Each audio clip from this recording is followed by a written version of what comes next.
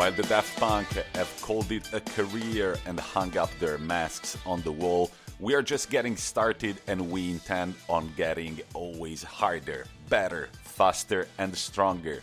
Once again, welcome to the Anglo-Italian pod. As always, I'm Tommaso Adami and you can find us on Instagram at Anglo-Italian pod and on Twitter at Italian Anglo Pod. Here with me today, as always, of course, is also Rory Sean Criscuolo, who is going to meet us very soon for our usual Who Am I quiz.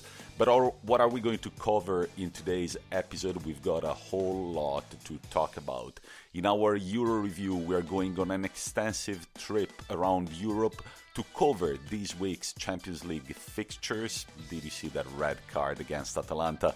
I cannot get my mind off of it. And then we're going to review the biggest clashes of the weekend, not only in the Premier League and in Serie A, but also in France, also in Deutschland, also in España, and for the very first time in our pod, also in Turkey. For what concerns our weekly topic, this week's guest is actually our good friend Rory, and you should listen to the rest of the episode to find out what we're going to discuss. But here we go with our first stop, Who Am I quiz? Rory, you better be there.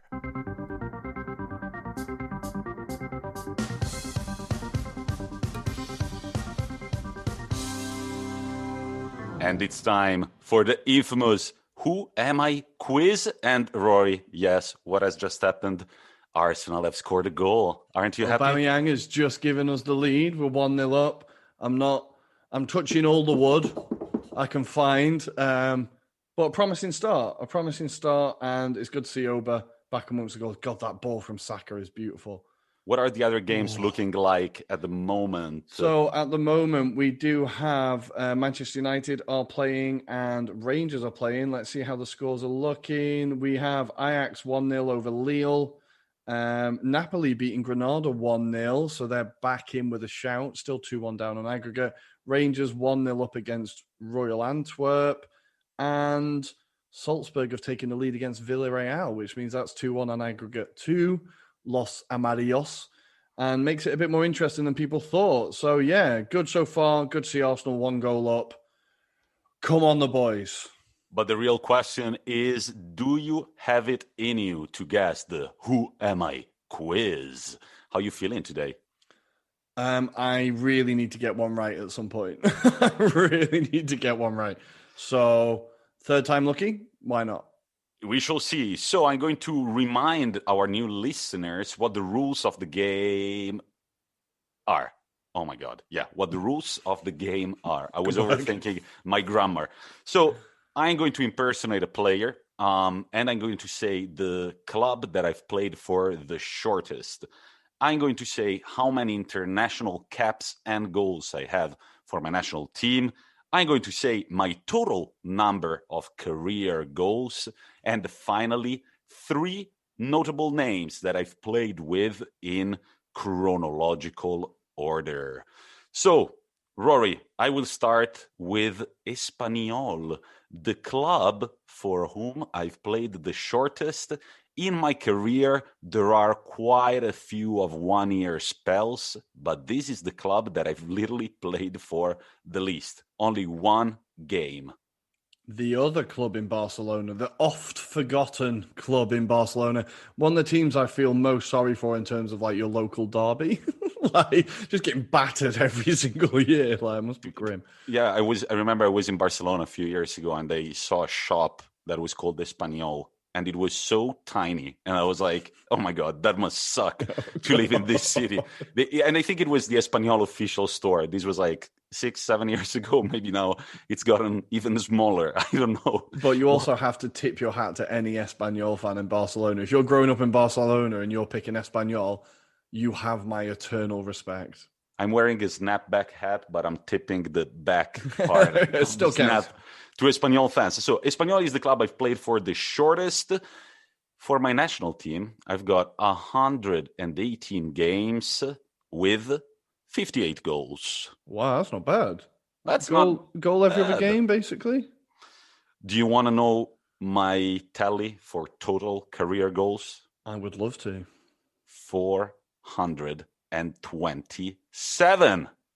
I don't think we're talking about a goalkeeper or a center back today, are we? That's a lot of goals. Right, That's a lot of goals. And now, the coolest hint of them all. 3 players that I've played with. Well, center back, Rafa Marquez. A certain forward called Fernando Torres. And a player who is still very active, and you mentioned on Monday's pod, Seamus Coleman. Ooh. The face of confusion. Was definitely Everton, because unless they played in Waterford in Ireland, then it's definitely Everton. So, that might help. I think that besides Everton, Seamus was on loan at Blackpool for 1 year, but that's the only. Yeah, I'm going to stick with Everton as the clue. I'm going to stick with Everton. Yeah, so this hint should make it a little easier. But what do you have in mind, Rory, given the hints that I just gave you? So Rafa Marquez, I only know from Barcelona, right? I'm trying to think of what other clubs he played for, but I'm drawing a complete blank. Torres is either going to be Atleti, Liverpool, or Chelsea, but it can't be Liverpool because there's not many players that have played for both Everton and Liverpool, if any, in recent times. So it's going to be Chelsea or Atleti, realistically. Mm-hmm. And then Coleman is Everton. So I'm looking at someone who was at Atleti or Chelsea and Everton. Okay. You might be. What about the position in the field? What are you thinking? It's got to be a striker. 427 goals is a lot in your career, so it's got to be a striker. No midfielders hitting those numbers. Even Frank Lampard didn't hit them numbers. So after our Euro review and weekly topic, we'll be back with the answer to the quiz. I remind the listeners that Rory has got 3 questions for me, to which I can answer only yes or no, and then he will have a total of 3 guesses before we know if he guessed right or not. But now I'm assuming it's time for our Euro review. Rory, is the blimp ready? I'm just inflating it. Give it a few minutes. Got all the hydrogen tanks ready. I think this analogy has run out of gas. There you go. There's a pun. Let's hop in the blimp.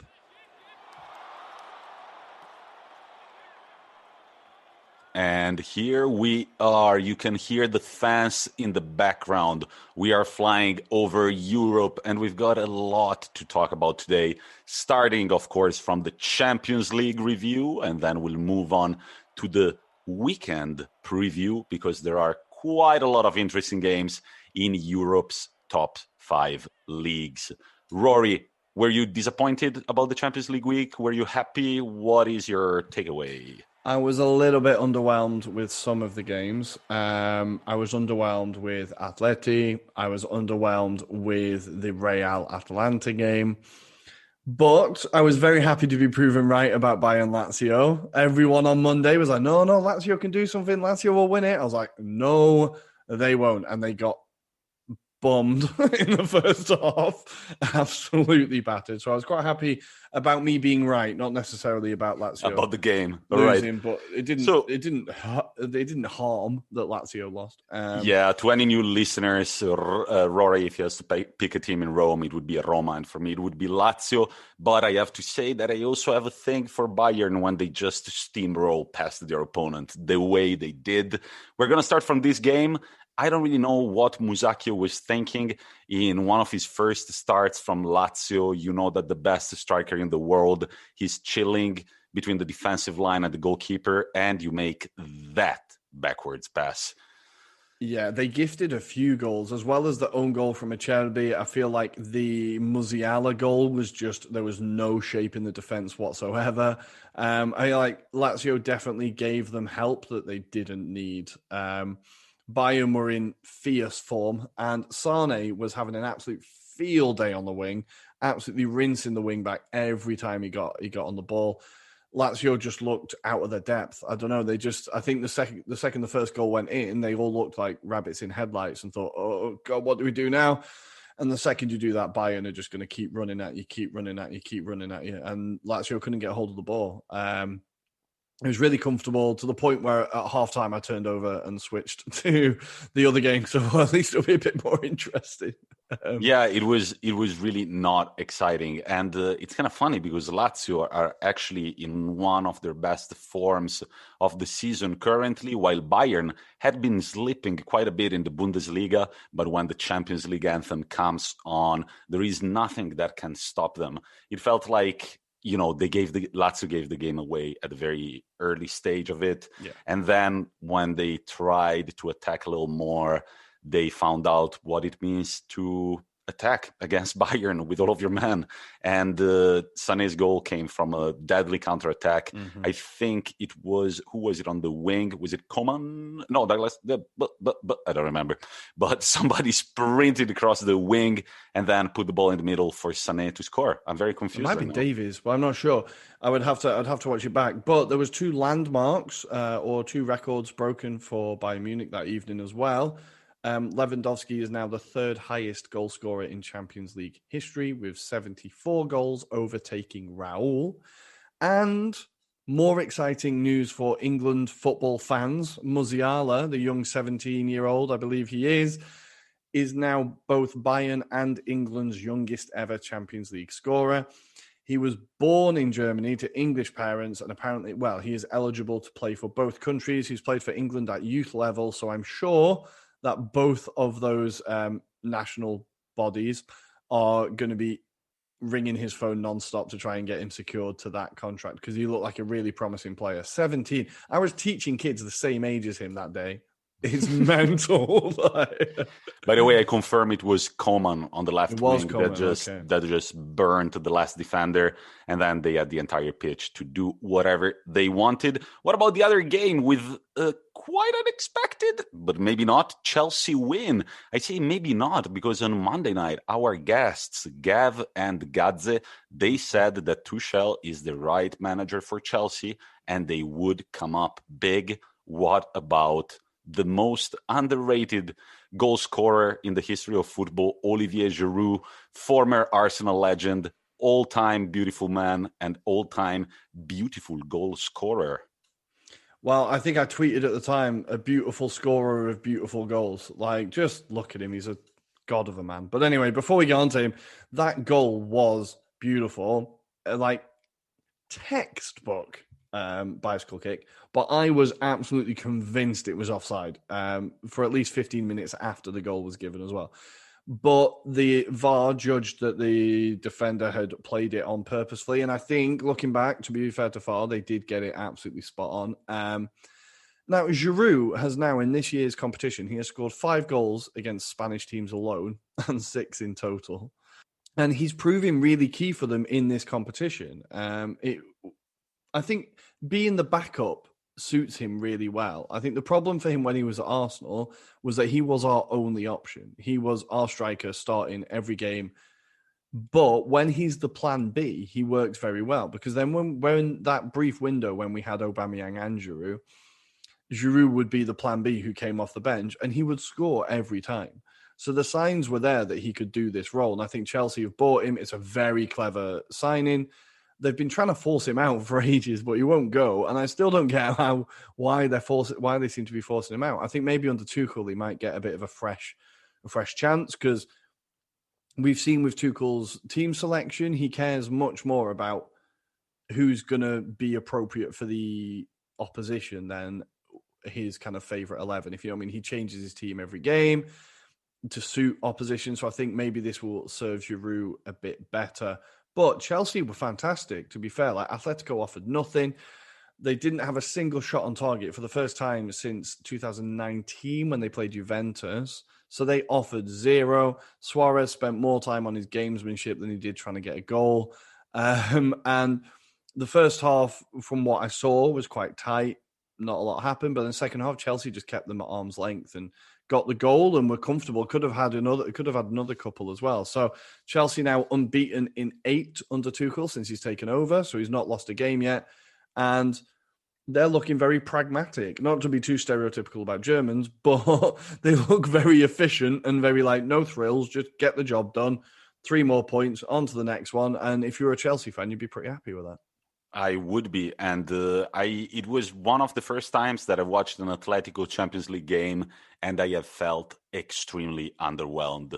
I am a big fan of the catenaccio, of the let's make the defense tougher than the opponents and then score 1 goal. I'm all about that. But in this game, there wasn't even the attacking ideas, really. And I haven't watched that much of Atletico this year. I do think that Joao Felix is extremely gifted, but at times I struggled to see his partnership with Suarez. It wasn't really there, and it felt like Atletico didn't have many ideas past midfield. That was my takeaway. What do you think? Can they overturn the score at Stamford Bridge? I wouldn't put it past them. I really wouldn't put it past them, but it doesn't really suit Atletico to have to go out and get 2 goals, right? It doesn't really suit them. So I think Chelsea will be feeling quietly confident about this. But what annoys, I think we might have talked about it on Monday briefly, but what's annoying me is why does the away goal rule still count? How would you do otherwise? Right.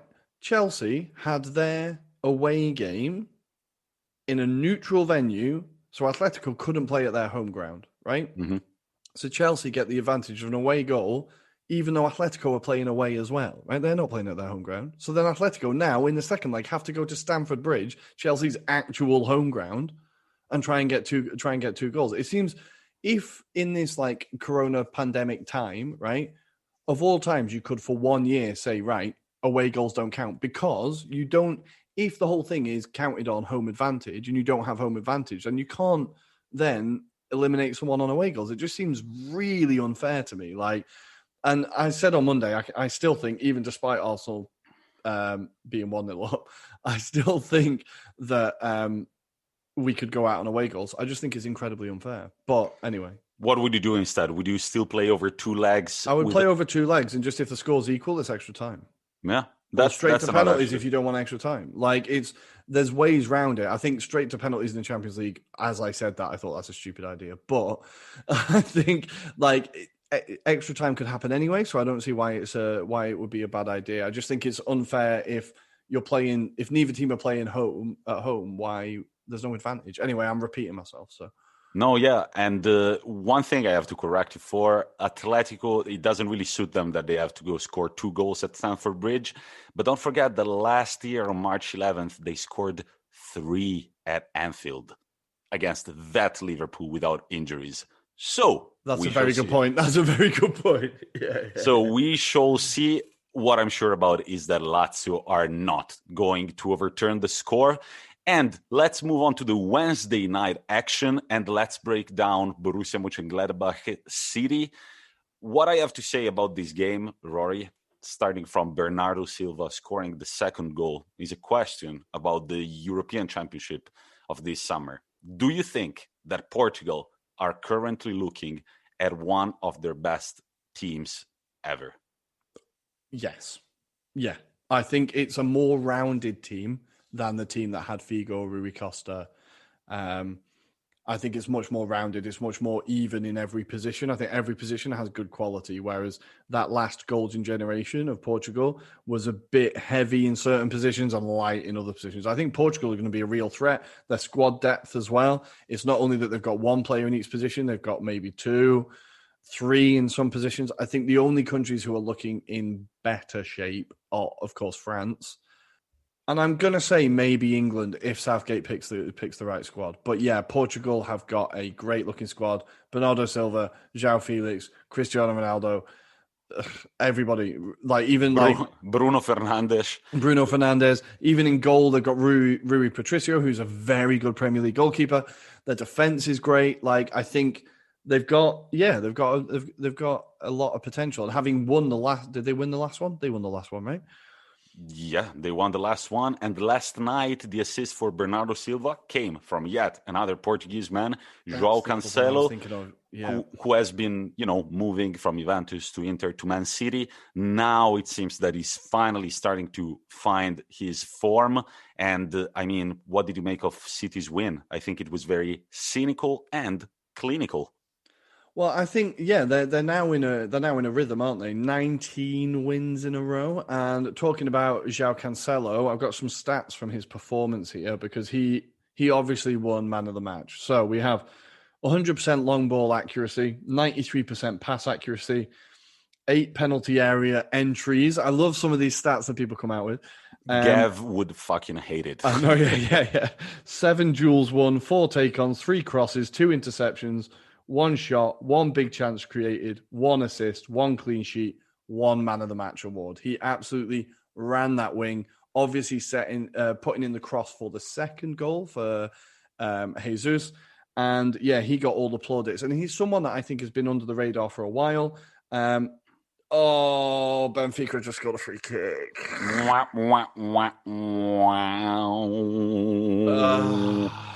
So absolute top bins as well. That was a hell of a free kick. Oh, fuck me. Right. I don't even know who scored. Anyway, moving on. Cancelo has been going under the radar for a while. And I think he's kind of really finding his feet in this system. And like I said, Man City are just getting into this rhythm now. And I fear for anyone who faces them. I think, as we said before, if there's any season for a team to go and win 4 trophies in a season, it's this season, I think. Yeah, I think City are absolutely intimidating despite their manager's jacket, which I found kind of ridiculous, to say the least. Guardiola put it however you want. He's kind of a tamarro. Like, tamarro in Italian is like a chav in England a little bit. Like, sometimes he just goes to the sideline with a hoodie, sometimes with I don't understand his style. Better than Nagelsmann, I'll give you that. Now, I think it's a fine line, because I think Nagelsmann thinks he looks fucking awesome and he doesn't. Whereas I think Pep, maybe I'm giving him too much credit, but maybe he might know that jacket's a bit shit. I don't know. But that first moment he turns around where it looks like a suit jacket and then there's that emblem on the back was fucking brilliant. What did you make of... Who makes those things anyway? I have no idea. What did you make of Borussia's performance? They had only 1 shot on target and it never felt, except a few plays, it never really felt like they really had a saying in the game. Yeah, I think, as we said, City are an incredibly difficult opponent to face at the moment. You're not going to get much of the ball. You're not going to get any time. You're going to have to catch them cold on a bad night, and you're going to have to hit them in the first 3 minutes. If you know what I mean, if they get into their groove, then you're fucked. I think, it was always going to be a tricky tie. They let themselves down a little bit. They definitely could have played better. We know they've got better performances in them than that, but they'll look at it and go, we're playing the in-form team in Europe, in the world at the moment. Maybe only losing 2-0 isn't that bad. They've got to go back to... No, they're playing in Manchester next, right? That's not looking great, is it? But I feel like, of course I'll be disappointed, but most teams against Manchester City at the moment are going to look pretty average. I agree with you. And moving on to the most disappointing game of the Champions League week. Disappointing because, and I hate to say it, but because of a very stupid and nonsense referee decision. Now, Atalanta saw Freuler pick up a red card right at the beginning of the game. I believe it was around the 15th minute mark, and it was not a red card. And I would like to praise Atalanta's bench for not making an absolute scene after that call. Because just picture if any Real Madrid defender had picked up that red card, it would have been the end of it. Players storming the pitch, Zidane screaming. Atalanta were very classy. However, after the game, Gasperini said, I do not understand why a referee who doesn't understand the difference between a foul and a challenge can referee a top-flight football game of this kind. And I totally agree with him. In no game on earth that is a red card. Rory, how disappointed were you when you saw that happening? I was so gutted. It completely killed the game. And you're right. What is the difference? Or Gasparini's right. What is the difference between a challenge and a tackle? We have seen at VAR at the moment that if there was any contact in the box now, it's a penalty. If we get to that point outside the box, then to coin a popular phrase, the game's gone, right? I think you're right. If that had happened to Real Madrid, they would have gone absolutely insane. Zidane would have stormed the pitch. He would have given the referee shit. Gasperini didn't. All he did was the classic Italian hand gesture of like "Mamma mia" and then look to the sky. My cat's so fine.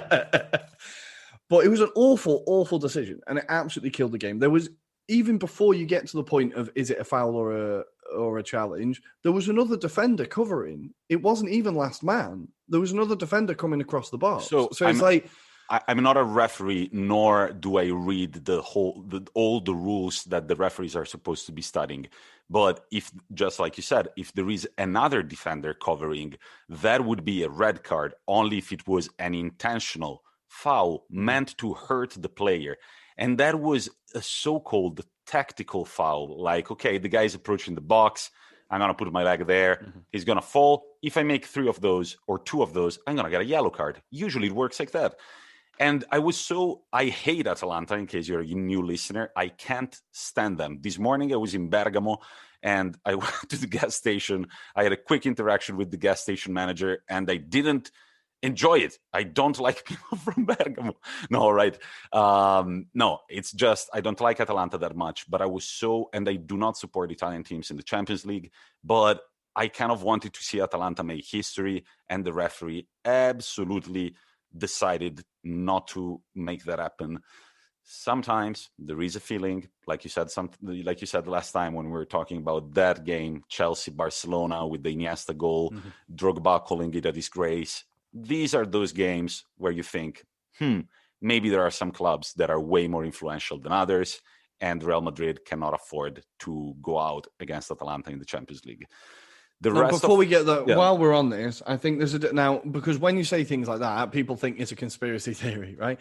And what it is, it's never a cabal of like people in a dark room going, what we're going to do is plan this decision. But it's never that. It's the kind of subconscious bias that happens when you go, okay, well, if I don't do this, and Real Madrid is such a huge club, it's going to be on the front pages of Marca and AS and all of it. And right? I'm not going to be refereeing again. Yeah, exactly. I won't referee again. If I give this against Atalanta, the worst that's going to happen, it'll be, unlucky, plucky little Atalanta, couldn't quite get it done, right? And it's that subconscious bias that gets it, right?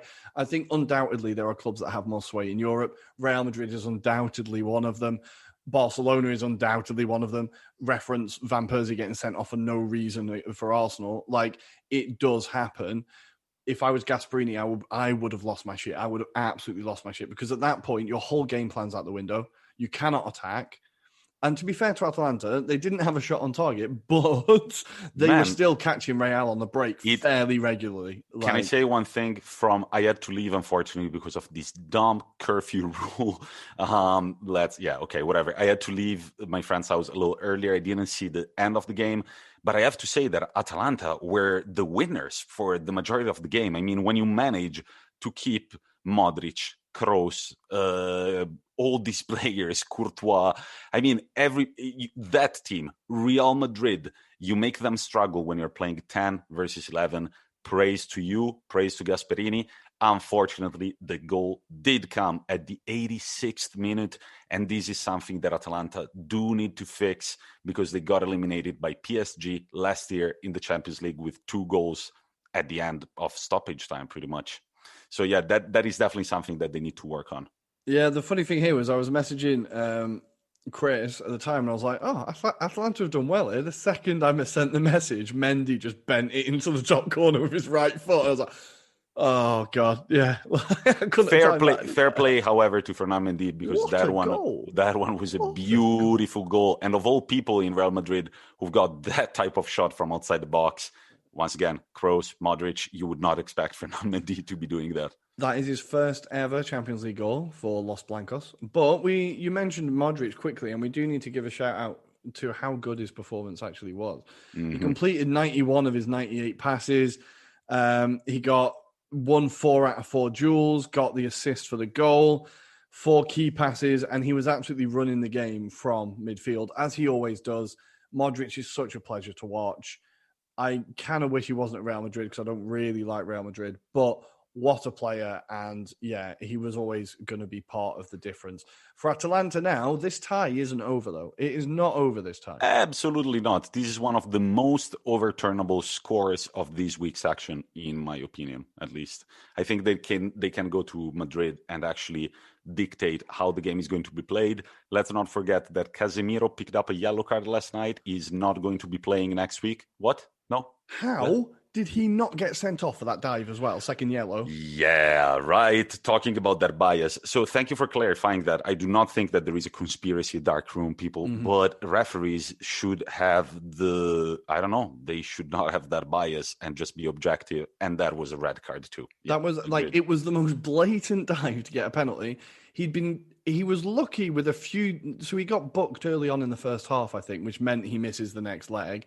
And there was a few tackles in the second half where I thought he could have, he's pushing his luck here. And I thought if he does one more, he might go. And then he does that dive. And I was like, oh, well, that's him gone. He's got to go now. Nothing. Actually, all the referee did was wag his finger at him like a teacher to a naughty child and tell him to get up. It was madness. I couldn't believe they didn't send him off. If the rule is you get booked for diving, then of all places, if you should get booked for diving, it's in the penalty box, surely. But what do I know? I'm not a UEFA referee, so we should see in 2 weeks, guys. Hold on tight. Next week there is a break from the Champions League, but guess what? There is midweek Serie A next week, and maybe Premier League too. I believe there is. Yeah, I believe. Yes, so there will be football throughout the week as well. I think, as I just said, that Atalanta score is one of the most overturnables, and I am crossing my fingers that they overturn it because they did not deserve the red card nor the loss last night. So that's it with the Champions League, and now we can move our blimp to specific capitals of Europe to preview this weekend's action. And we're going to start from Berlin. Rory, what have you got for us? Hello. We are in Berlin, and there's no big games this weekend, but there are some intriguing games this weekend. So, top of the table, Bayern are taking on Cologne, who are, as always, perpetually struggling within the Bundesliga. They're currently 3 points away from safety. Bayern Munich, of course, now only 2 points clear at the top of the table above RB Leipzig, but you would expect the Munichers to get the 3 points there. Moving down to second, we have RB Leipzig, who are taking on Borussia Mönchengladbach, who we've just spent a bit of time dissing. And Leipzig will be hoping that Bayern slip up and that they can take advantage and go 1 point and take the top spot. What do you think Leipzig will do against Mönchengladbach, Tommy? So Mönchengladbach, I saw last night that they're sitting 8th in the standings, and they have been undergoing a period of very poor results ever since beating Bayern Munich on January 8th and Dortmund on January 22nd. They have not been looking pretty at all. I think that Leipzig should be winning this game. And, now it's a dogfight. It's you don't want to lose points. You got to win them all, and you've got to hope that Bayern Munich will slip up again. But I do believe that those last two results, the draw and the loss for Bayern Munich, they were kind of dictated by the international travel, winning all trophies that they had available, drinking a few beers too many, and also Jerome Boateng's tragedy that, we were talking about it with Gav on Monday. Yeah. So, I don't think that Bayern are necessarily going to slip up again, but all RB Leipzig can do is keep winning and convincing. Exactly. And just quickly before we go abroad, or more abroad, in more tough times for bottom of the table teams, Arminia Bielefeld, who find themselves currently level on points with Hertha Berlin, but in the relegation playoff zone, they are playing against Dortmund away. So Dortmund might be able to work their way back into the top 5.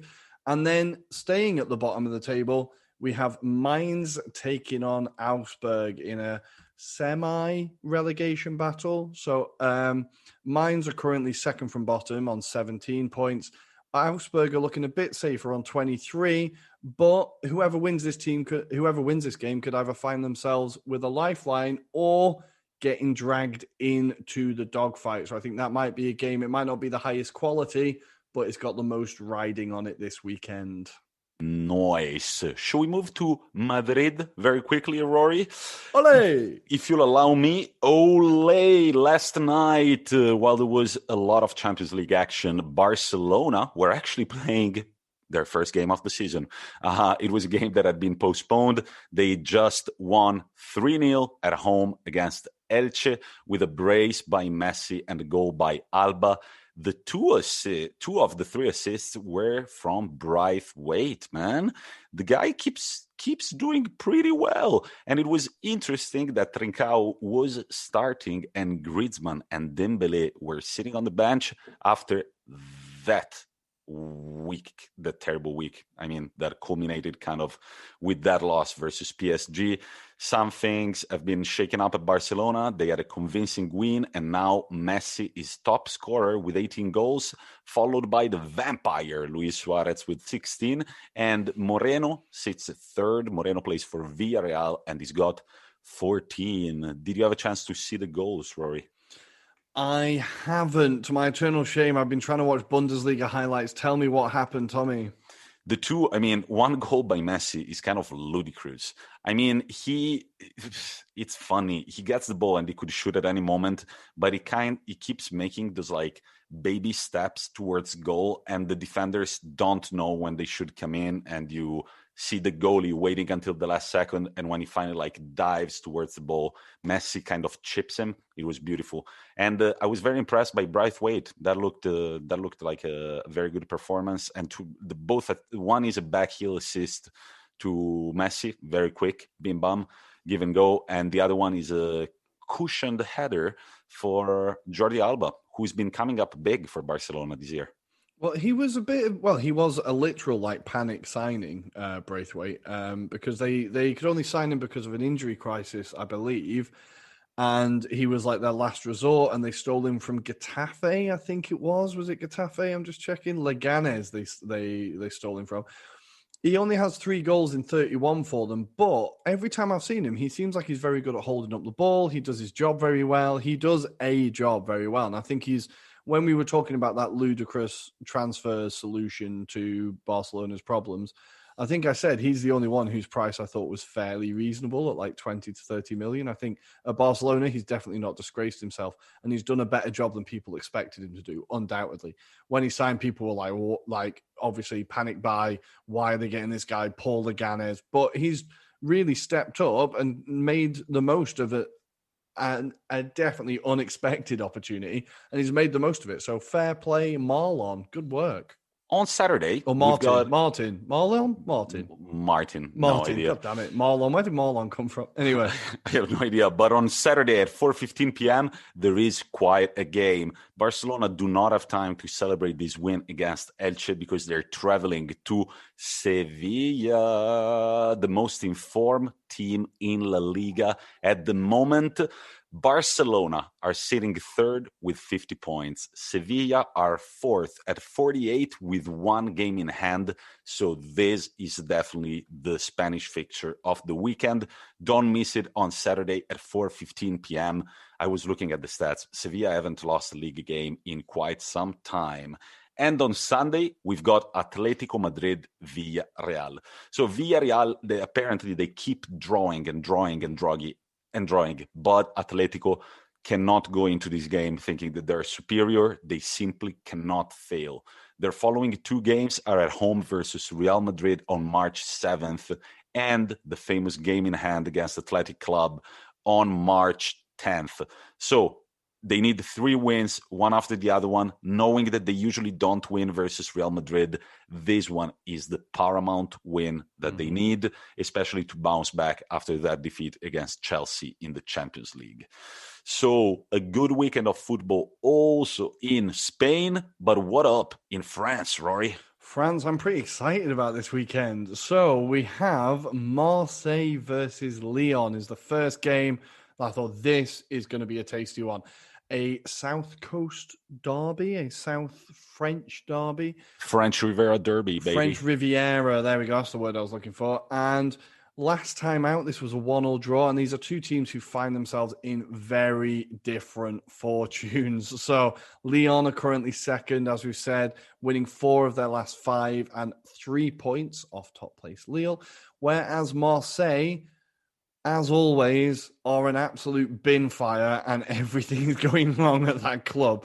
They are down in 7th and they are a massive 14 points off the European spot. So it looks like for the Marseillaise, although I think that might just be the name of the national anthem, they are destined for another season of mediocrity. And off the pitch, as we've mentioned, things aren't going swimmingly either. So it's a good job the fans aren't in the ground, let's put it that way. Big apology to any French listener and to any geography nerd, because Lyon is much closer to Switzerland than it is to the French southern coast. Yeah, I was just thinking about it. So my ex lived in Switzerland and there were the signs saying Lyon, and we did drive to Lyon and it took 1 hour from like Geneva. So it's nowhere near the southern coast. That would be more Nice, Monaco, right? You can question our football knowledge, and now you can definitely question our geography and, well, knowledge. Yeah. And I do believe that Marseille is on the coast, of course, but yeah. I do believe that it's not part of the French Riviera anymore. The French Riviera, it might be the rough end of the French Riviera. So this is a football podcast. Don't listen to us if you're looking to learn something more about geography, guys. Geography, go find a geography podcast, a French geography podcast. I'm sure there's lots of them. And go enjoy that one, right? But the other game in Ligue 1 that is going to be intriguing this weekend is Nantes versus Nîmes. Now, Tommy, who is Nantes' manager? I have no idea, mate. Come on, we talked about him. He picks his team on horoscopes. Raymond Domenech, bien sûr. Not anymore. They've sacked him. So let's go. After 7 games in charge, they've given him the heave-ho, and they've now appointed Antoine Combois. I'm going to say Arsenal have just scored. But no, it's offside. God damn it. So they've appointed Antoine Combois. He is an ex-PSG player. He has also managed PSG. He's managed Al Hilal, Lens, Guingamp, Dijon, Toulouse, and now he is in charge of Nantes. So this is his first game in charge. The two teams find themselves only separated by 1 point. So Nantes are 18th in the playoff relegation spot, and Nîmes are just above them in 17th. But Nîmes have just won their last 3 games in a row, and these include a 1-0 win over Lorient, a 2-0 win over Bordeaux, and a 2-0 win over Dijon. So 3 games in a row they've won, and they've not conceded a single goal.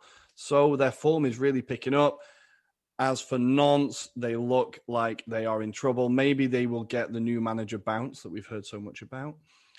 But this is my game to keep an eye on in Ligue 1. It's got the most resting on it.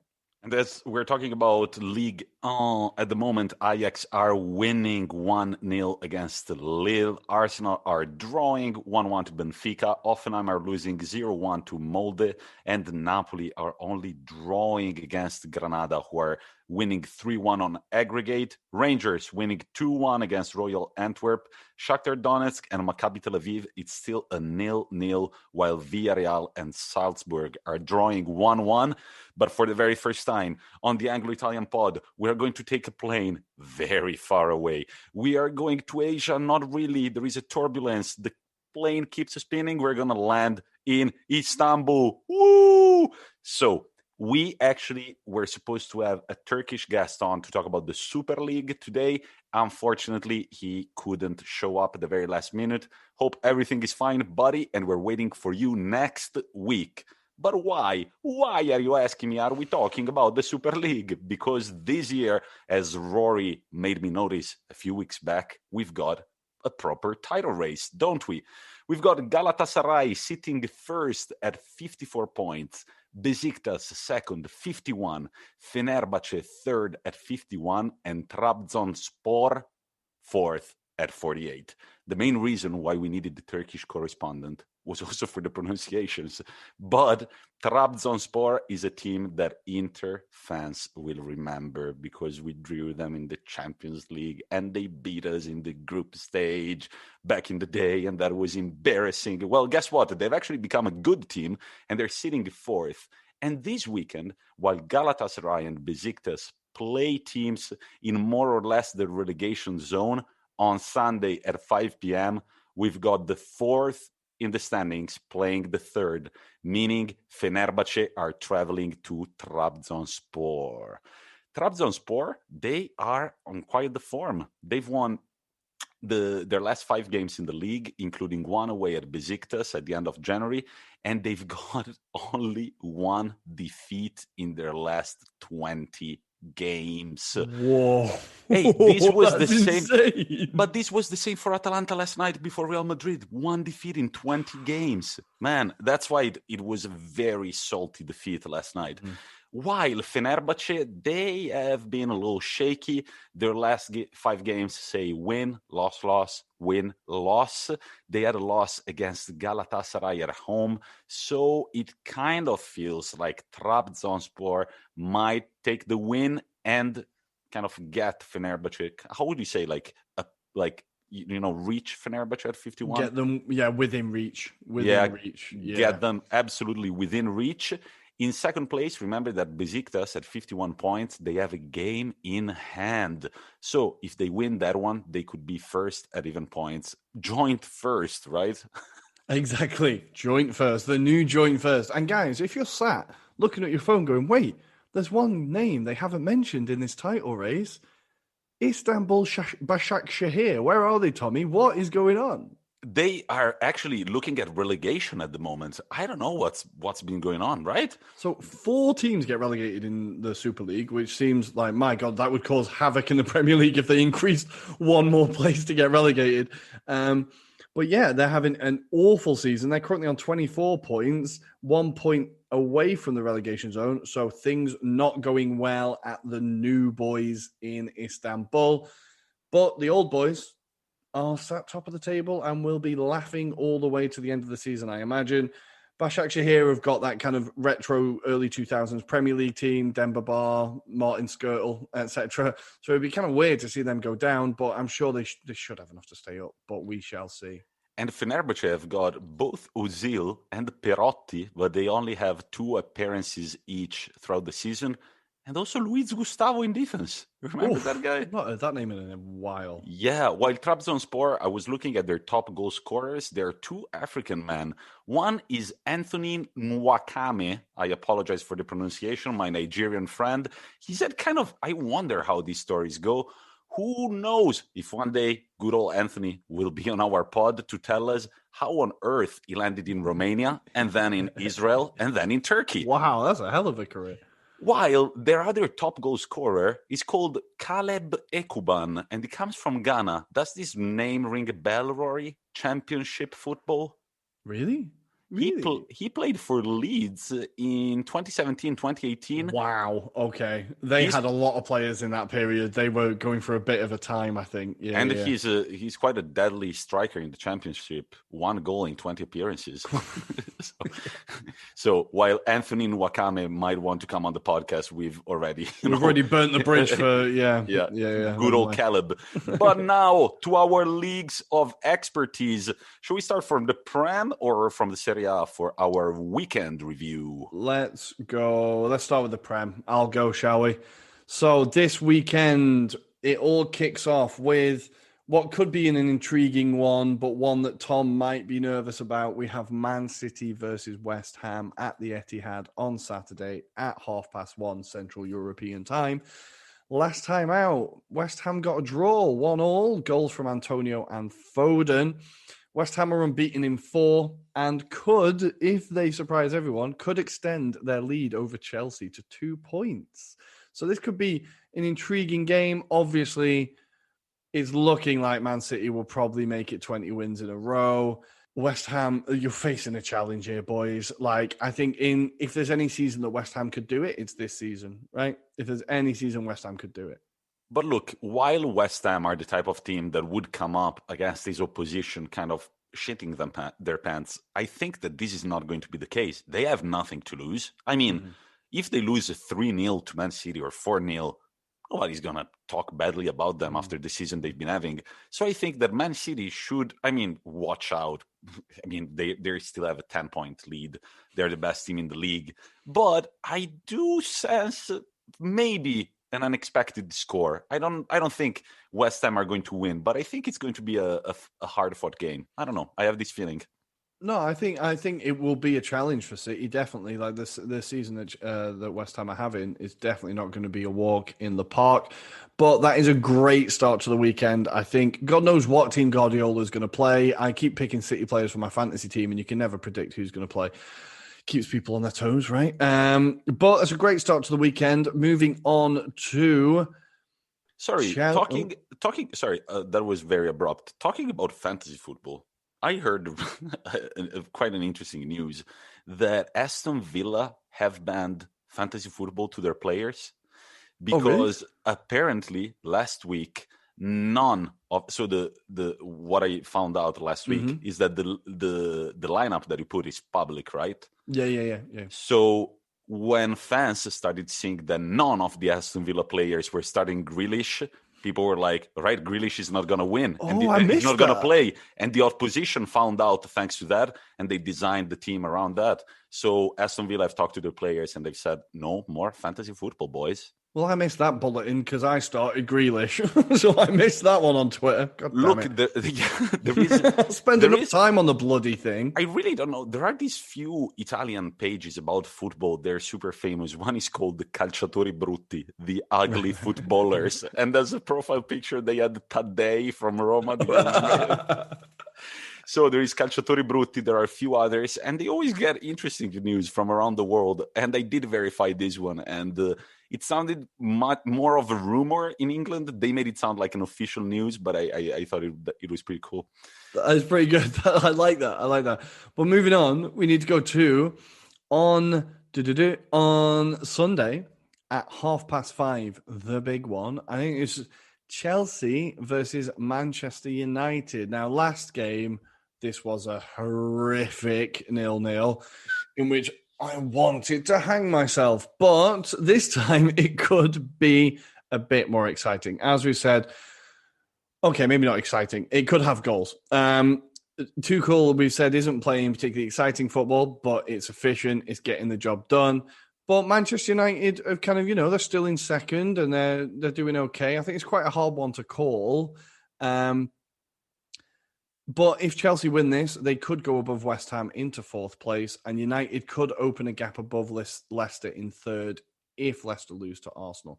I think this is quite a hard game to call. I'm going to say a draw again. I think it's going to be like even. I can't pick a winner, really. And Manchester United, I've got that guy, Bruno Fernandes, that doesn't stop to amaze me. I mean... Novara, Sampdoria, then Sporting Lisboa. I never thought he actually was that good, and he keeps turning up. And I mean, it's been quite a few months since I have, I have contradicted my old self that thought that Bruno Fernandes was an average player. But the thing is that he keeps impressing. He keeps scoring. He keeps assisting. He keeps being the man of the match. He keeps being the leader. No. Goal by Benfica. Guys, this is live. Benfica 2, Arsenal 1. Fuck me. Our season is over. That's it. We're done. Fuck this. I'm out. Oh, fuck. And moving on to Sunday, Arsenal play Leicester away. Rory, I'm not watching it. I refuse. Fuck's Please sake. Tell us everything about it. How are Arsenal going into this game? Fucking hell. Well, we're playing Leicester and we're playing Vardy. And Vardy, last time Leicester won 1-0. Sorry, I've lost all fucking interest now. Leicester won 1-0 through a goal from Vardy. He now has 11 goals in 12 matches against us, and he's probably going to score against us again. If, by some miracle, we do win, we could go above Spurs, but I'm not holding my breath. Tommy, let's go to Serie A. I've had enough. Wow, that was quick. Another game that we kind of wrote down for the most hipsterish of you on Saturday at 4 p.m. Central European time. We've got West Bromwich Albion taking on Brighton, the Seagulls. While in the Serie A, Torino Sassuolo has been postponed due to COVID, as if the situation wasn't shitty enough for the real Torino side, which we all know is not Juventus, but it's Torino indeed. As if the situation wasn't shitty enough, they have 7 players and 2 staff members positive to COVID. So the game against Sassuolo has been officially postponed.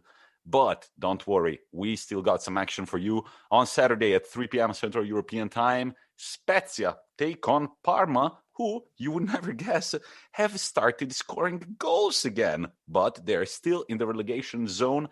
And Rory is looking. I don't have a partner anymore in the podcast. Man, I'm just realizing we've got to score 2 fucking goals to go through because we're going to go out and away goals. But anyway, sorry, Serie A, yeah. It's become the Italian connection.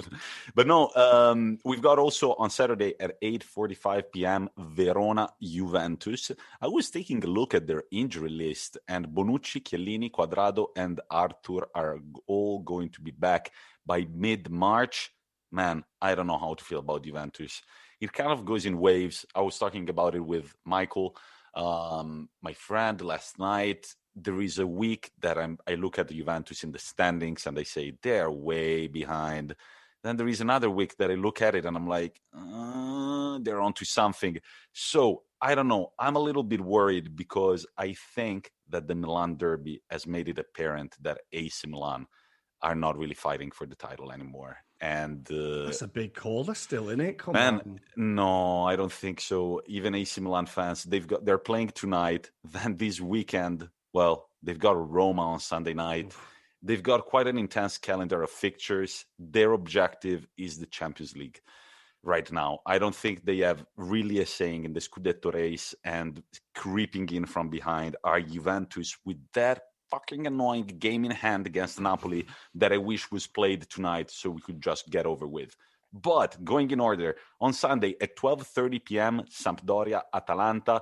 Atalanta might not be playing with Zapata. Zapata got injured last night. He hit his knee against an opposition player from Real Madrid. They're playing at 12:30 p.m., lunchtime. And then at 3 p.m., Inter take on Genoa. Hakimi is suspended for this game, and you would never guess, but Genoa are Serie A's 4th most informed team after Inter, Lazio, and Juve. They have lost only 1 in their last 10 Serie A games away at Sassuolo, and ever since his appointment, Ballardini has lost only 2 games out of 11 in all competitions. Not bad for managing a team that seemed doomed for relegation. Well, and the thing that worries me is that Mattia Destro hasn't scored in a few games, and he came up at Inter Milan youth assistant. There we go. So I think he might have a little chip on the shoulder. You know, scoring against your former team could always be something. Rory, come on, live scenes. No, it's fine. But I was going to say about Ballardini. Where did he? I've never heard of him before. Where was he coaching before Genoa? All right, guys, type Ballardini, go to the Wikipedia page and look at the picture. It doesn't even look like a coach. He looks like a sort of Joe Rogan type of deal. Right, but he's way skinnier. He's an Italian Joe Rogan, but way skinnier. He kind of looks like a badass, not when he's on the sideline, but he can dress up when he's not on the sideline. And Ballardini, man, he's coached a lot of one-year spells, but it feels like he's good friends with the Genoa president, Ballardini, because... Mm-hmm. Preziosi, whenever Genoa are in dire straits, picks up the phone. He's like, Balla, this is the guy, right? Are you there, bro? Yeah. Come over. This is the 4th time that he takes the Genoa job mid-season, and then he quits at the beginning, like at the end of the season. Oh, wow, right. Man, that would be a pretty sweet job. A firefighter, right? Just comes in, calms everything down, and leaves. Like, dude, not even one loss since he was appointed. And then we've got a derby, one of the few southern Italian derbies, and also a sibling derby, because Lorenzo Insigne plays for Napoli and Roberto Insigne plays for Benevento. Benevento with Glick suspended, but Napoli, man, Andrea was saying it on Monday. Napoli are just very unlucky. Goal by Arsenal. Yes! Kieran Tierney, you fucking hero. We need one more. Right. Sorry, go on. Yeah. So Napoli-Benevento, 6 p.m. on Sunday. Glick is suspended for the Benevento backline, and the Napoli, we were saying it on Monday, are very unlucky. They've got all of their attack out injured. Lozano, Osimhen, Petagna, they will all be back in March, and Mertens is still out.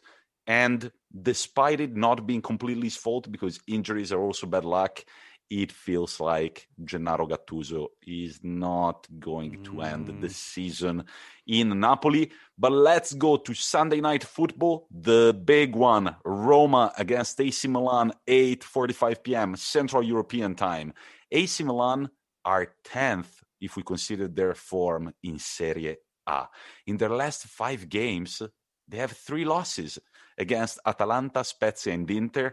And in these 3 losses, they have scored 0 goals and conceded 8.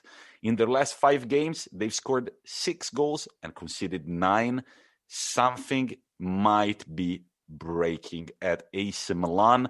And let's not forget, this is a huge deal in Italy, but it feels like people are not talking about it abroad.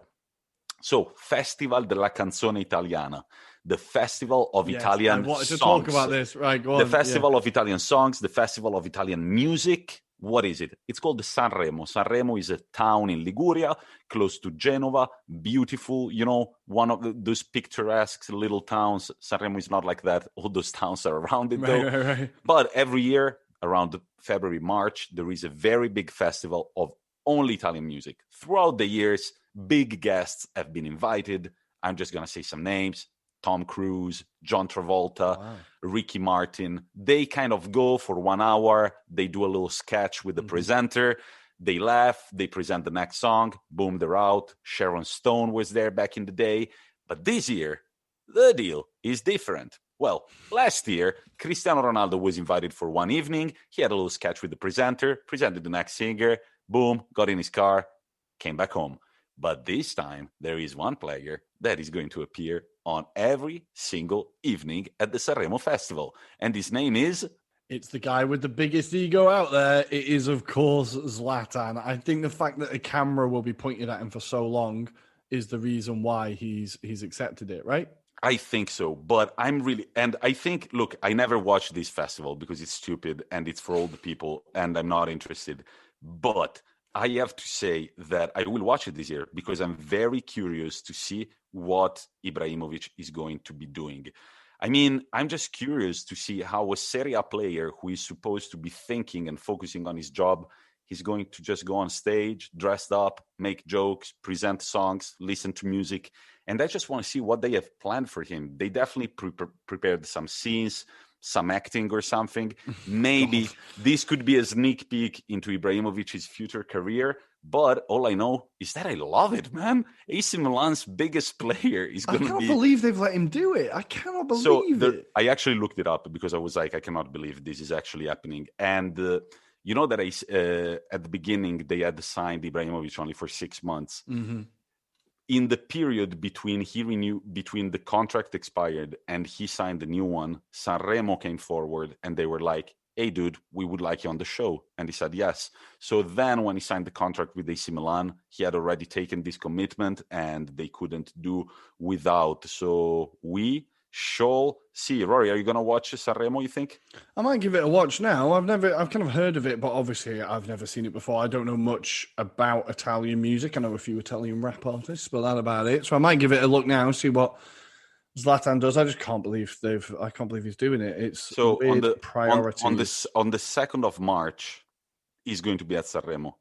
On the 3rd of March, the next day, there is Milan Udinese. On the 4th, 5th and 6th, he's going to be there. And on the 7th, there is Verona Milan.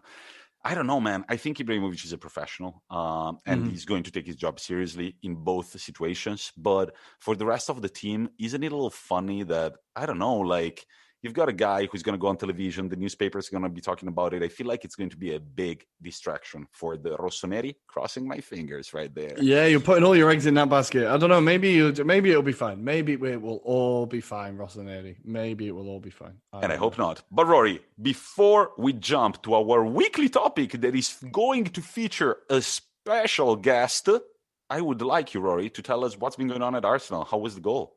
The real miracle is that Willian has an assist. Holy shit. I was about to choke myself with the Yeah. beer. What? When we went 2-1 has got down, an assist. when we went 2-1 down, Arteta brought Willian on, and I thought my usual reaction, oh, for fuck's sake. But he's got an assist, you know. Maybe this will be opening the floodgates of the Willian remontada. Maybe he's going to lead us to Premier League glory now. Who knows?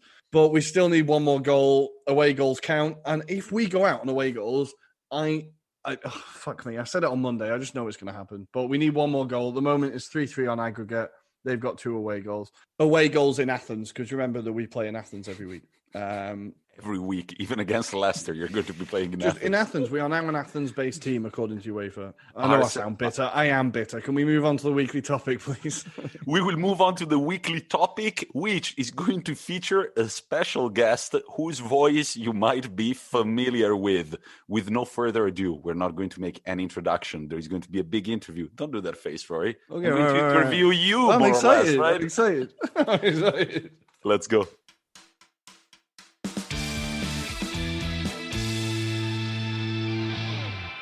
And for this week's weekly topic, we've got a special guest, one of the few guests who is also a host. Welcome, Rory Criscuolo. How are you doing? Hello, thank you for having me. I'm excited. It was kind of hard to reach out to this guest, very secretive about his life, doesn't really like to respond to messages. But in the end, we were like, please come to our podcast. And it was like, yeah, I'll come. And here he is, Rory Sean Criscuolo, a man who might have been born in England, but has got international blood, isn't it, Rory? Yeah, I think it's fairly international. In one of those DNA test things you can do for genealogy, you know, the things. Some Native American blood turned up, so God knows where my ancestors have been doolallying. Yeah. What? Well, we've got a lot of football DNA though, with quite a bunch of England and quite a bunch of Ireland and quite a bunch of Italy, right? It's actually Italy and Ireland. Especially Italy and Ireland. I think, well, my dad would have you believe that it's heavily more Italian than it is. But I think it's more English and Irish than Italian. Yeah. But so why did we bring on Rory Sean Criscuolo today? We've been wanting to do an episode about this topic for quite some time. We kind of want to take a look at the different in-stadium experience in different countries, with a focus especially on Italy and England. So while I have mainly gone to games in Italy and specifically at the San Siro, I've only been to one game abroad in England. It was a championship game. Coventry was playing. That was my only experience. Rory is a well-traveled man who hasn't missed any of the football action of the countries that were hosting him. No, well, I have a weird thing that has driven and does drive ex-girlfriends and current girlfriends mad. Whichever city I am in, I have to visit the football stadium. Whether it is empty, whether there's a game, I have to go, and I go and take pictures. And it's like train spotting, but it's a little bit cooler because it's not trains. That's what I tell myself anyway. And when you came to Italy, what happened? You had two teams to pick from, but how did you decide that you were going to support Inter Milan?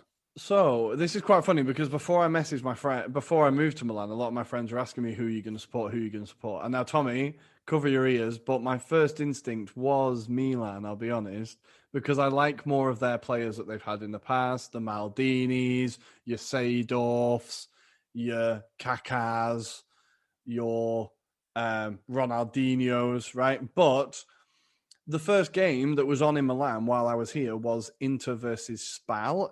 My dad was here with me for the big move, so I didn't get too scared. So we went together to San Siro to watch Inter versus Spal.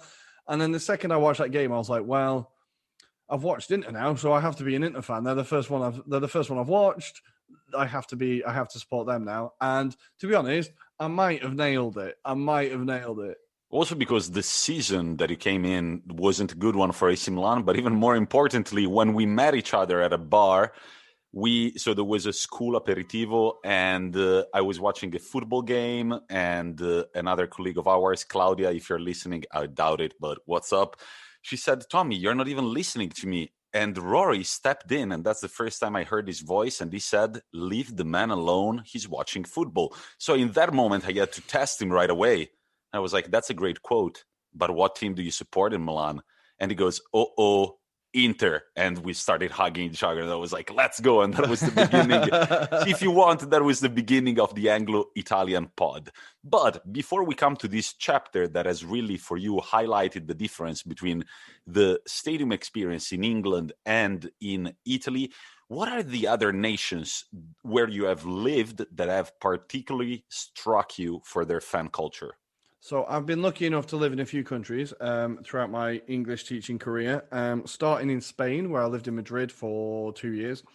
And as we've covered in the pod before, I supported Los Colchoneros, and I was a regular down at the, I've now forgotten the name of the stadium, Vicente Calderon. I would go there often. Even taking a few girls, like there was a group of friends we hung around with in Madrid, and there was 2 girls that had never been to a football game. So I took them to Atletico Madrid versus Deportivo. By the way, that's always a great first date with a girl. I've tried it, and I would like to clarify for their own dignity that these were not dates, but this was. Okay. These were. So I took them to the game, and I was like, "Oh, it'll be fine. We're going to Atletico. It'll be the atmosphere will be lively." But I bought the tickets in the wrong area, so I thought I bought the tickets at the other side of the stadium. But what I actually did was buy tickets in the area with like the hardcore fans, and which in Italian we call curva. Right? Yeah, I can't remember what So in Italian we call it curva, which means a turn, because it's where the stadium usually does a turn, you know? Mm-hmm. The stands do a turn, and that's where the hardcore supporters of each team sit, right? I feel like in England, in English, you don't really have a name for this, right? The home end. We would rather say like the home end is probably it. But it was quite an experience being in with the Atletico Ultras with 2 girls who looked very English, and myself, who definitely doesn't look Spanish, who just got loads of abuse from the Atletico fans for 90 minutes, calling us guiris and tourists and all sorts. So that was my first experience, was living in Spain. Then I was lucky enough to move to Poland, where the culture was very different. I was there supporting it was a city called Bydgoszcz. The team was called Zawisza Bydgoszcz. They have since gone out of existence and are now starting again.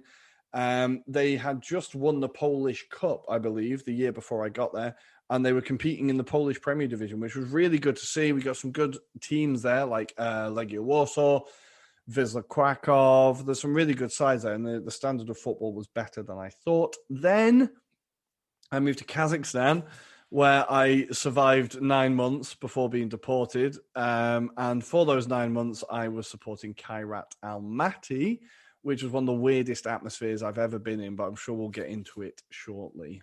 Nice. So of these countries, so of course, before all of this, your experience was limited to England and the UK. Mm-hmm. So UK, Spain, Poland, Kazakhstan, and Italy. Where did you experience the most intense in-stadium experience concerning the chants, concerning the noise, concerning the atmosphere? Where do you see that the most? I think the atmosphere where I thought I was a little bit scared was when I was in Poland. I went to, I spent the weekend in Krakow, and I went to the game, like the Polish game, which was Wisła Krakow against Legia Warsaw.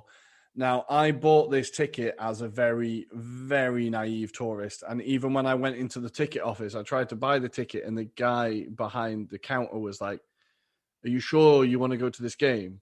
Like, are you sure you want a ticket?" I was like, yeah, it's like the biggest game in Poland. I'm only here for a weekend. Like, let me go. He's like, okay, like, you go. So I bought the ticket, and then I went outside the stadium, and all of a sudden there was like more police than I've ever seen in my fucking life. Like, I mean, hundreds of police just like all lined down this main motorway, right? And then all I saw, because I was in Krakow, all I saw was the Legia fans, and they were in like cages like you get in a zoo in the 1930s, right? It was like these 80-foot high metal fences, and these Legia Warsaw fans were in there. The kickoff was 8 o'clock at night. I bought my ticket at 3 in the afternoon, and they were in the cage. right? So they were in that cage drinking in the sun the entire day, waiting for kickoff in a city where the Krakow fans were waiting for them. Now, the game was actually, it was fine. It was pretty terrible. I think it was like Wisła Krakow 1-2-1 in the end. But I just remember the whole time being genuinely scared. Thankfully, I kind of fit in Poland. Like, my skin tone doesn't stick out, if you know what I mean. Whereas in Kazakhstan, I stuck out a little bit more. But I definitely had to keep my mouth shut. And it was the one time where it was that stereotypical Polish atmosphere of flares, vitriol, a lot of like salutes that weren't particularly politically correct. It was the most kind of intense atmosphere I felt. The closest to that is the Milan derby. I'll be honest. The closest to that was the Milan derby. Nice. Also because Poland is one of those countries that has kind of seen the worst of both political extremes throughout their history. Yeah, I'm not going to get into Polish history, but it's fucked. Yeah, it is pretty fucked. Yeah. But so let's talk about this. So the atmosphere created by the fans, which at times, as you just said, can be a little scary. Where have you seen the hottest atmosphere in any stadium? I feel like you already gave away the answer. Yeah, I feel like it's definitely San Siro at the Milan derby. Like, this was, I think I've talked to you about it. Like, going to the San Siro for me, like growing up watching Crew Alexandra, who I love with all my heart, but it is not the San Siro, right? It's kind of third division, second division when we were good football. The atmosphere used to be better in the 90s, but it's not as good now. So for me, going to San Siro and going to the Milan derby was like genuinely it was a big moment for me. I was like, I cannot believe that I'm going to this iconic world football game. And when I got when everyone I've been to, I think we've been together, and we're usually a bit waved by the time we get to the stadium, but usually a little bit, to fight the nerves. We're playing Barcelona. Exactly. We're playing, I don't know, you gotta drink it off. And the Milan too. Like, the Inter players are nervous. We can't be nervous as well. Like, so, but I just remember the first one that I went to, it was when Icardi scored that last minute penalty, right? I think it was the 1-0 win, or was it the 3-2? I can't remember. I was very lucky with Milan derbies where I've seen last minute winners in each of the ones I've been to, and both of them were Icardi. But that first one, I think we both ended like 20 rows further down the stadium. Like, my leg was caught behind someone's head and I was pinned to the floor. Like, it was insanity. Like, the capacity at that game, the attendance must have been 100,000. I'm telling you, there was more people in that stadium than there are seats. Like, without a doubt. Yeah, San Siro is, unfortunately, as I was saying, the only football game I've watched abroad was a championship game at the beginning. I mean, at the end of August, there wasn't a huge turnout, but it was still fun. But for you, I remember I was very excited for you to see what it was all about, and I was very happy when Zlatan Ibrahimovic interviewed after Los Angeles derby. They asked him, so you've seen a lot of derbies, like, where does this one rank? He's just like, I don't know, man. It was like, you can ask a better question. And the guy was, okay, what's the most intense derby you've played in? It was like, by far, Inter against AC Milan. Mm-hmm. It's one city. But let's not focus on the derby itself. You've not only attended the Milan derby, you've attended a whole season of Inter fixtures. What are the biggest differences in the stands between Italy and England, in your opinion? Because I feel like England have done quite a better job at eliminating the hooligan problems. So while in Italy, it's kind of this ground where you don't know what could happen, but it feels pretty lively, to say the least, or to put it in nice words. Yeah, I think the biggest difference is, and it's the main thing, you can have a beer and you can smoke a cigarette while you're watching the game. It's fucking beautiful. We all miss this about football in England. We wish you could have a beer whilst watching the game. That is the biggest thing, right? Beyond that, the fact that San Siro has no security cameras anywhere means that it turns into a Wild West. The second you get into that stadium, you can do what the fuck you like.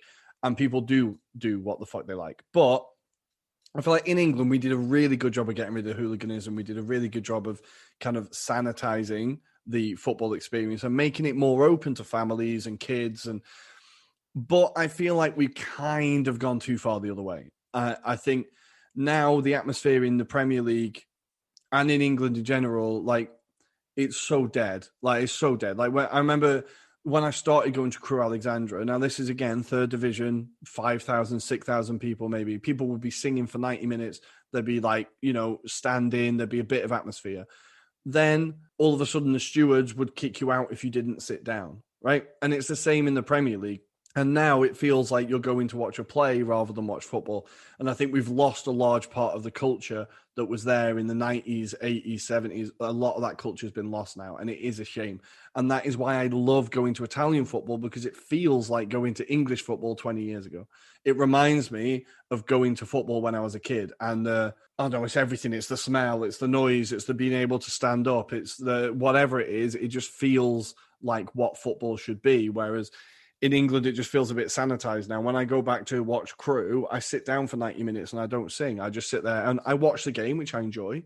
But it doesn't feel like going to the football, not how when I grew up. Yeah. Right. And the so-called hardcore supporter sections in Italy, they're called ultras. They are the unit that organizes basically the choreography on the stands, that starts the songs and pushes people to sing in a quite emphatic way. What the fuck are you doing? If you're not singing, go home.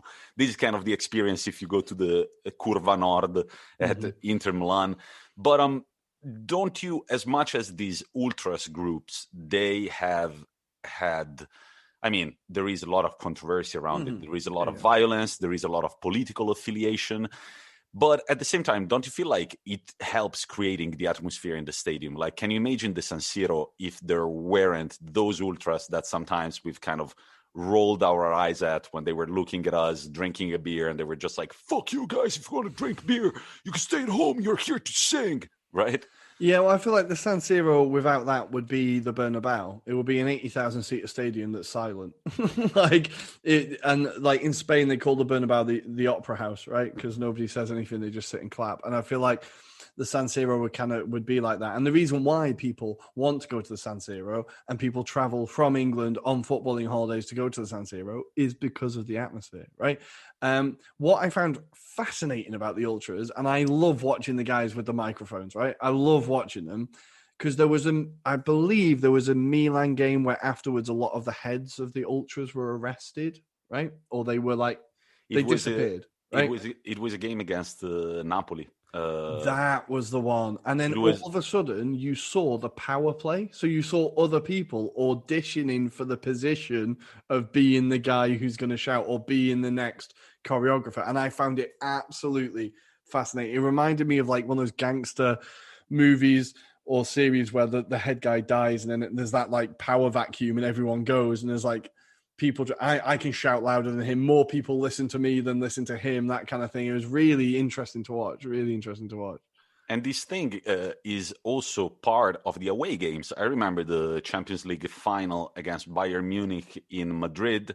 The Bayern Munich fans they showed, I don't want to be mistaken, but I feel like they showed a few banners, while Inter Milan had a proper choreography with Inter's banner at the middle, this big piece of plastic going down, and everybody raising these like sort of colored paper squares to create an image. And whenever I watch English football, for some things, I do prefer the Premier League. The rhythm and the excitement, sometimes it's much stronger. But I feel like when I watch a big Serie A game with that turnout, I'm like, I think it's actually sewn to sew. So, no, what's the verb? To sew? I think it's sewn within, because I have a Celtic jersey. And it's sewn inside. It says, football is nothing without fans. And I feel like if you keep putting more and more and more rules, that component kind of fades away, right? Well, exactly. And it's never more prescient than now when we know that there's no fans in stadiums and we can see how much the fans make a difference to these things, right? We can see it. And what I hope for within English football is that we can go back to safe standing, because you mentioned Celtic, it reminded me. And Celtic, I think if they don't already, they were talking about having the safe standing within their stadium. I think it would make such a big difference. And I think the part of like we call it the terrace culture. it was so important to football, and it was football culture. We need to try and get it back. And I like that in Italy, they still have it. In Spain, they still have it. In some places. In Poland, they definitely still have it. Like, where it's not, you can have that without the bad side, if you know what I mean. There is a line that you can tread. It just takes a little bit of negotiation and a little bit of, like, you know, compromise on both sides, I suppose. But I hope that in England they get back to it, because I want to go to, like, every time I've been to the Emirates or to Highbury to watch Arsenal. Now, obviously, Arsenal aren't the greatest example for, like, red hot atmosphere in the Premier League, right? But, like, the Emirates, I love it as a stadium, but it's dead. It's absolutely dead. Like, you can count on one hand the moments where the Emirates has been, like, exploding, if you know what I mean. I feel like we need to get back to that, kind of try and get that culture, that terrace culture back.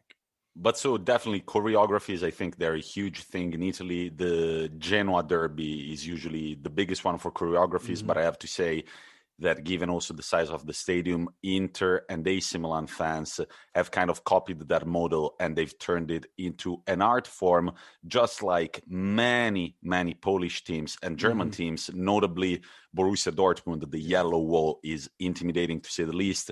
I don't remember what team it was, Liege Varsavia, when they were banned, the fans were banned for using flares from UEFA. And in the first game of the next year's Champions League, they showed up all with flares, and they lit up a fucking fire inside Polish football fans don't give a fuck, by the way. They will do whatever they want, no matter what you say. Like, it's insane. And in that game, they had, like, they opened up a giant banner featuring that fat meme face that said "problem?" ? And there were red flares all around. I love it. But so besides the choreography, there are also chants. And here, there have been a few times that we were standing together watching an Inter game, and you were like, "What are they singing again?" And they would translate it to you, and you would be like, "Oh, that's a little rough." Yeah, there's a few, like, now in English football chants I love, because it's all just based on pop songs, right? It's just to the rhythm of, like, popular chart music, and it's quite clever and, like, you know, trying to be, like, tongue in cheek. What I like about Italian songs is that they're often quite lyrical, and they'll be like Solo Inter is like this kind of, like, love ballad to your team, and it's like, you know, it's beautiful. But then some of the chants you hear aimed towards players, you're like, I've not heard that since the 80s. Like, but not only towards players, towards, like, the opponents. One time I remember I was watching an Inter Fiorentina, and this chant that I had never heard started, and it said, "Prendi un viola e tagliagli la gola," which means pick a purple one, which is a Fiorentina supporter, and cut their throat. So that was a song, and you see everybody dancing around you, and when you think about it, you're like, wow, that's a little intense. So the worst one is the one sung to the Napoli fans, right? Let Vesuvius drown them, or whatever. Like, holy shit. It's a little worse than that. It's Vesuvio, please wash them with fire. That's the song. Yeah. So that became a thing in Italy. Territorial racism, they called it. So after that Napoli game in Milan with the Inter fans singing those songs, they were like, okay, we're gonna investigate over this, and they called it territorial racism. Where do you think the line should be drawn? Because I think that mockery between fans is also part of the game. Look, like, it's the same that we've said in England, right? It's all right to sing about, you know, like,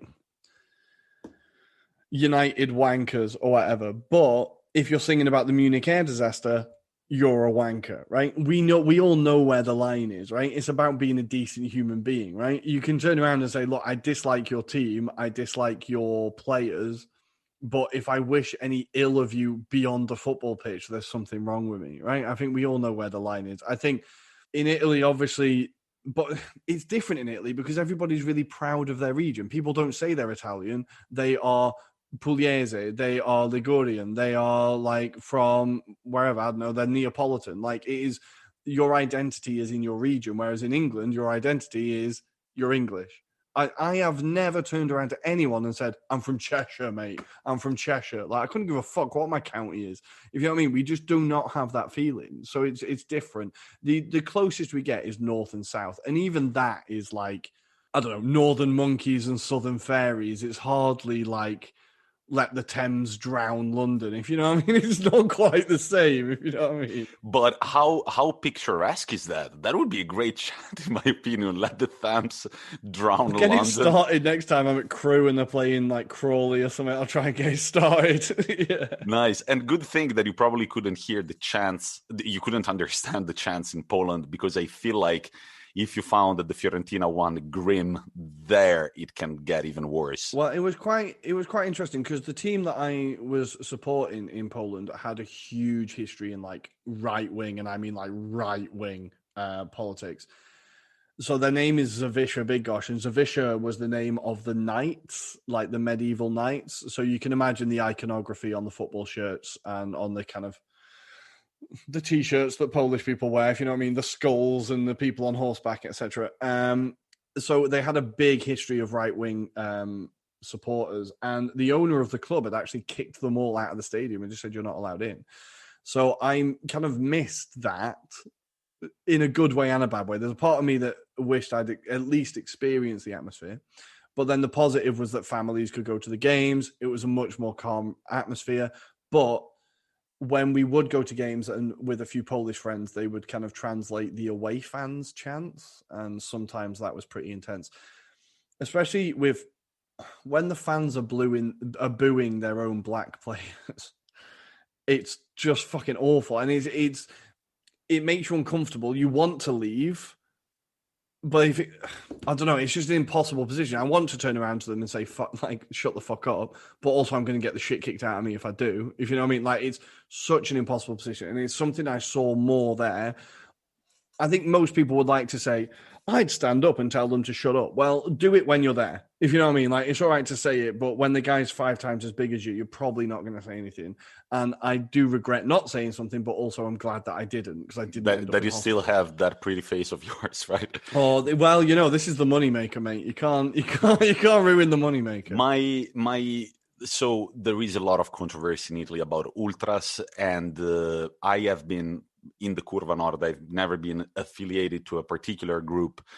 There was a moment when, however, me and my friend that I used to go to the games with, Michael, we always go to the games in non-coronavirus times.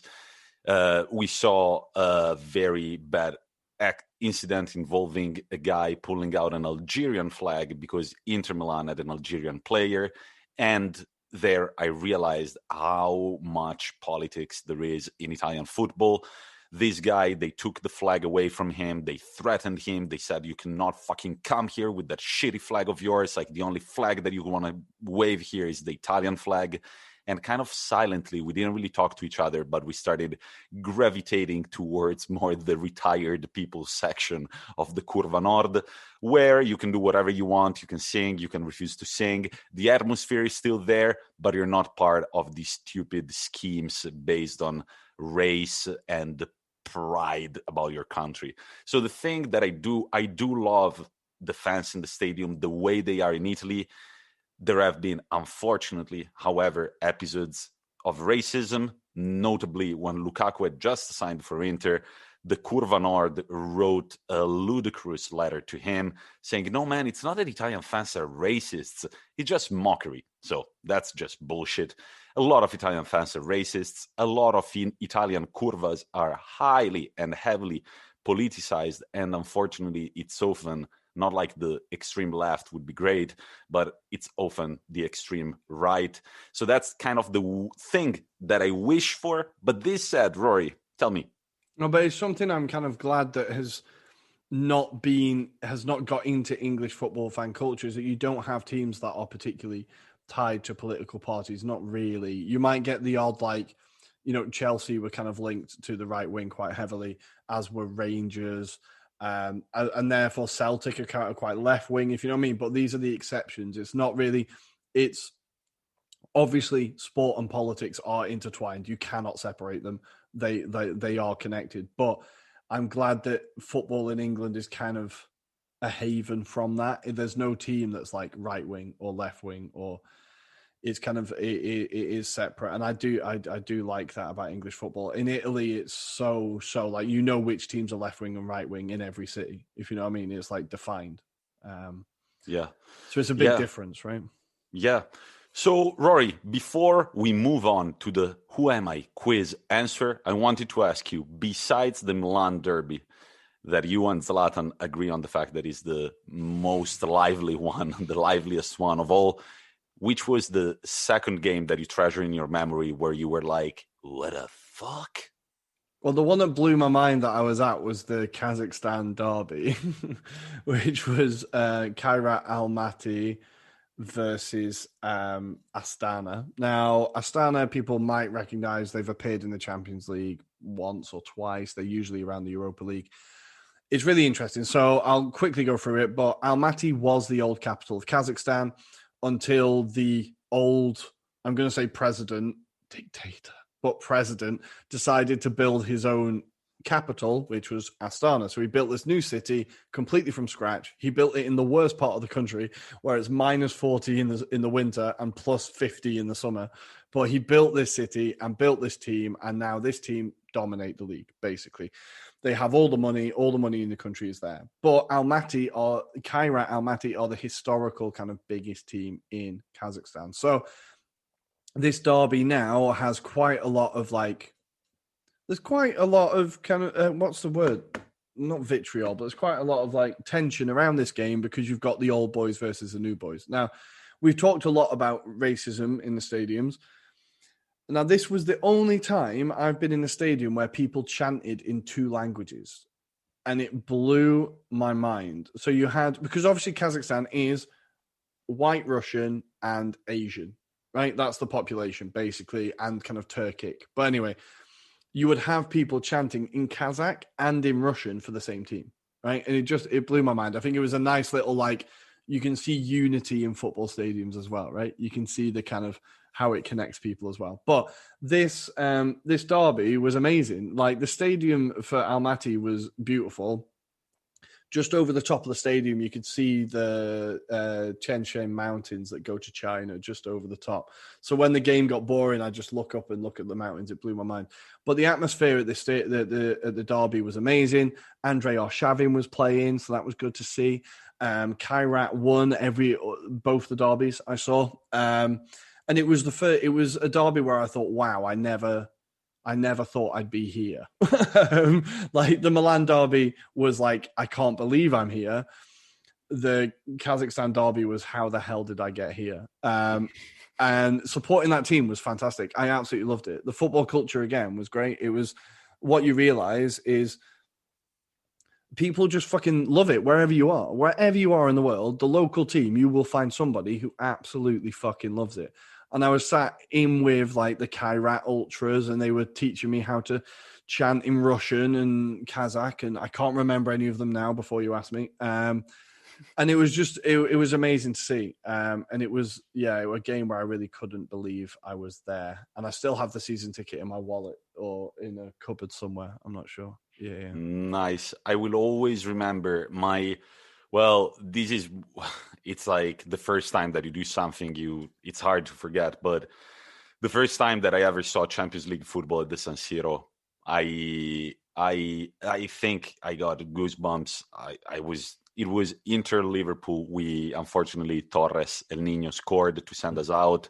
We had lost 3-0 in Anfield, I believe. It was a pretty hard-fought game, but unfortunately it ended like that. But the moment, man, I've heard a lot of people who've only seen San Siro from the outside, and they say, hey, it's not that impressive. It's like a building. It's this weird futuristic building.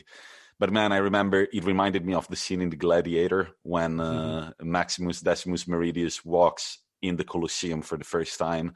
And I remember I took this corridor, and then you hear like the noise gets bigger and bigger, and then you see the pitch, and you hear the noise, and you see the choreographies of the Inter fans, and you're just like, you're kind of overwhelmed.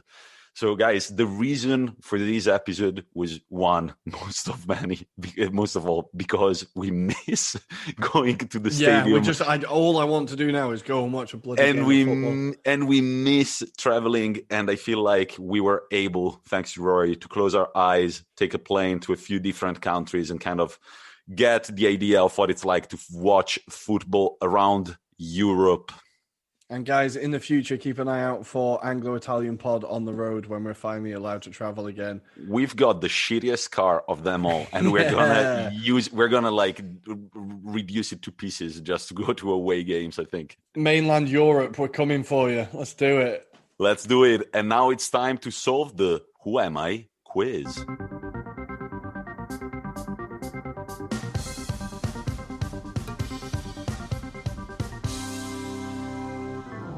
So, Rory, thank you for taking us through your life of supporting football and going to stadiums. And thank you for highlighting the differences between Italian and English football. Was it a nice walk down memory lane for you? It was. I feel like I got to recount some nice memories and go back to some great games I've attended. Hopefully, there's going to be many more countries and many more leagues once coronavirus is over. But yeah, it was nice. I enjoyed that. And yeah, the differences between English and Italian football are many. So, Rory, you haven't had much time, it seems like, to think about our mysterious player, but I repeat the hints. The team I've played for the shortest is Espanyol. I've played only one game for them. So I've had a lot of one-year spells, but this one, it's literally the team that I've played with the least. For my national team, I've got 118 caps and 58 goals. My total career goals, 427. And I've played with, in chronological order, Rafa Marquez, Fernando Torres, and Seamus Coleman. So at this point of the game, you got 3 questions, and I can answer only yes or no. Listeners will not be surprised to hear I don't have a clue. But let's have a look. So, am I or you European? No, I'm not. Okay. Oh, I think I've got it. Oh my God. It's just clicked in my head. Maybe. Well, you still have 2 questions that you can ask me. Let's do it for the listeners. Okay. Am I African? Are you African? Yes, I am. Did I represent Cameroon? Yes, I did represent Cameroon. Listeners, I think it's happening. Is it Samuel Eto'o? No. Yes, it is. Okay, finally. Arsenal might be losing, but Eto'o, I finally won. There we go. Yes, that was it. Samuel Eto'o. I did want to give you kind of an obscure hint about Barcelona. However, thinking about it, Rafa Marquez wasn't that obscure. I was hoping that you had kind of forgotten that he played for Everton for one it kind of clicked in my head. I don't know where it came from, but I was like, oh, he spent a year at Everton on loan, right? Yeah, he did. So, Espanyol was the team that he played for the shortest. Did you remember, Rory, probably you did, that Samuel Eto'o actually started at Real Madrid? Yeah, they had that weird thing. It was like Seedorf was there and didn't get a chance. And there was a few other players that I remember won the Championship Manager games. If you went into their reserves, there was Makalele, Seedorf, and Eto'o that you could buy for really cheap. Yeah, he was loaned by Real Madrid to Leganés, Espanyol, and Mallorca before Mallorca actually purchased him in 2000, and he got 48 goals in 120 league appearances for them. Then we all know that he went to Barcelona, then Inter Milan, and then his career started becoming a bit weird. He went to Anchi Makachkala in Chechnya. Yeah, in Chechnya. And then he was kind of like, I'm not done with good football. I want to play in the Premier League. So Chelsea, Everton, and then Italy. Do you remember where he played again in Italy? I'm going to say Sampdoria, but I don't think it was. Sampdoria. Was it? Hey, look at that. And then a bunch of Turkey for our friend Sam, Antalyaspor, Konyaspor, and then Qatar SC, while he retired from international football in August 2014. Don't forget that our man Samuel Eto'o is also the only player to have won back-to-back trebles with two different teams.